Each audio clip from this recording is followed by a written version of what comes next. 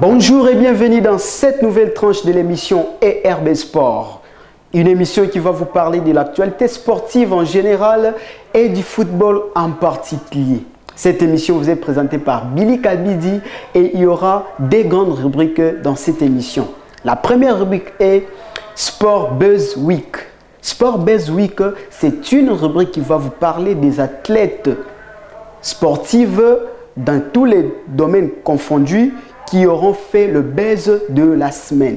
Et en deuxième lieu, nous avons Foot Buzz Week. Foot Buzz Week, c'est une rubrique qui ne concerne que les athlètes de l'univers footballistique qui feront le buzz de la semaine. Ce sont ceux-là dont nous allons parler dans cette rubrique. Parlons championnat national, parlons l'INAFoot.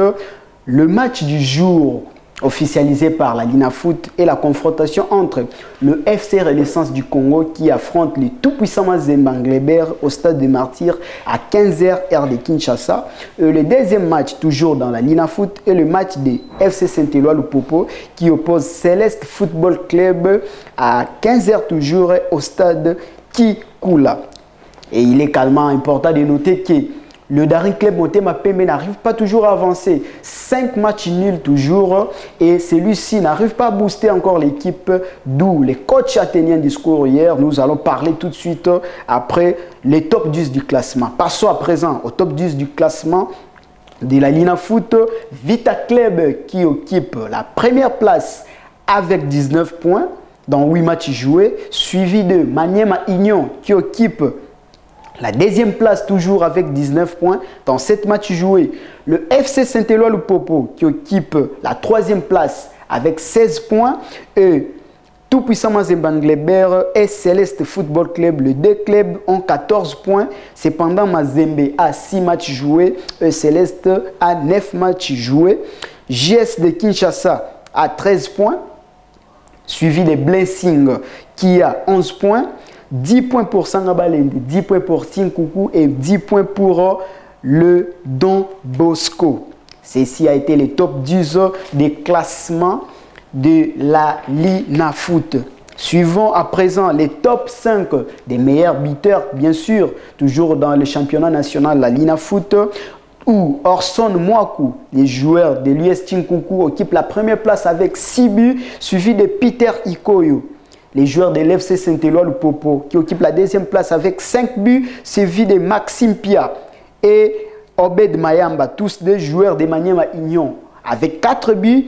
Et à la dernière place, les joueurs de l'FC Saint-Éloi Lupopo, Tiatako Raki, il y a 4 buts et occupe la dernière place.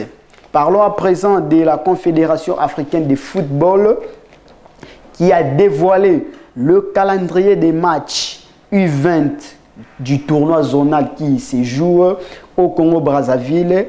En en croire, le 8 décembre, c'est la date du décollage de ces tournois qui ira du 8 au 14 décembre 2022. Le 8 décembre, c'est-à-dire aujourd'hui déjà, les Congo-Brazzaville affrontent le Cameroun à 15h, suivi de la RDC qui affronte le RCA, République centrafricaine, à 18h. Les deux matchs se joueront au stade AMD. Les 11, toujours on parle de la Confédération africaine de football. Les 11, les RCA, République centrafricaine, va affronter le Congo-Brazza toujours à 15h. Et le Cameroun à son tour va affronter la RDC à 18h. Tous les matchs se joueront au stade AMD. Et la dernière journée, toujours, de la Confédération africaine de football est consacrée au match de la République centrafricaine qui va affronter le Cameroun à 15h et la RDC qui jouera avec les Congo-Brazzaville à 18h. À retenir que les équipes qui gagneront les 3 matchs dans ces tournois seront qualifiées pour la CAN U20 qui se tiendra en Égypte en 2023. Parlons à présent de la grande compétition, de la prestigieuse compétition du monde entier, la plus suivie de tout le monde, la Coupe du Monde Qatar 2022, qui, après la phase des poules, s'en est suivi la 8e de finale qui a opposé le Pays-Bas face aux États-Unis. 3 buts en 1 victoire de Pays-Bas. L'Argentine qui a battu l'Australie 2-1. La France qui a battu la Pologne. La France qui avait battu la Pologne 3-1. Le Japon qui a été éliminé face à la Croatie aux séances des tirs au but.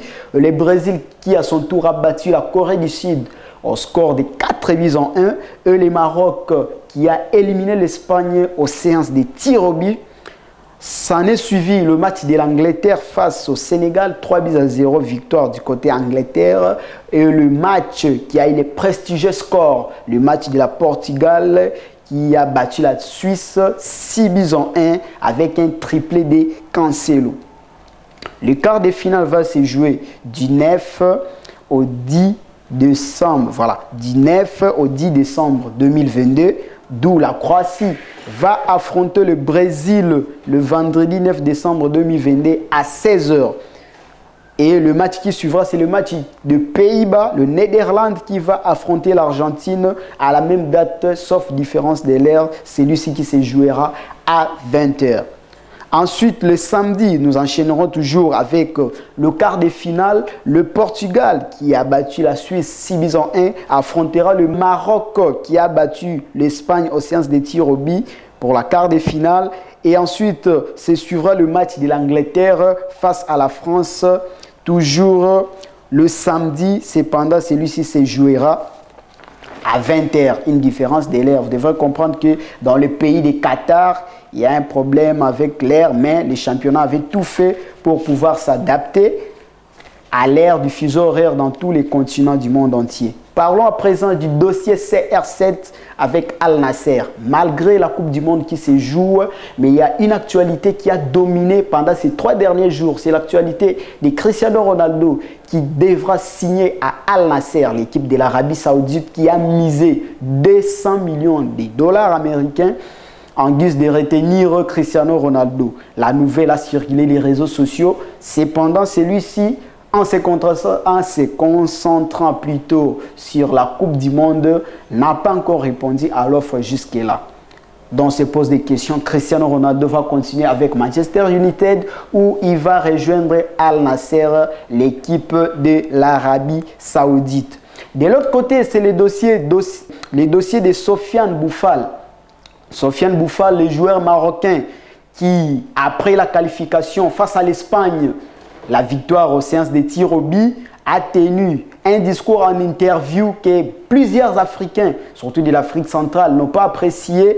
Dans son discours, Sofiane Boufal a dit, je cite, « Cette victoire est pour tous les Marocains, pour tous les Arabes du monde entier et pour tous les musulmans. » Ces propos n'ont pas été appréciés, surtout sur Twitter, d'où plusieurs internautes ont réagi en disant comment il pouvait dire ça. Il a oublié d'autres pays, il a surtout oublié les continents africains.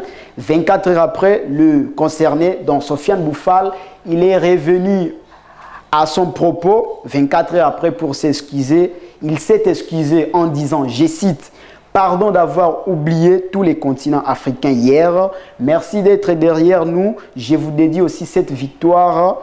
On est fiers de représenter tous les continents africains. » Malgré cela, est-ce que certains compatriotes vont lui pardonner? Ils vont toujours rester dans cette méchanceté. Supposons que son pardon sera accordé et celui-ci devra avancer à affronter surtout l'Espagne. On espère que tous les continents africains devraient être derrière les Maroc parce que les Maroc représentent l'Afrique en entièreté.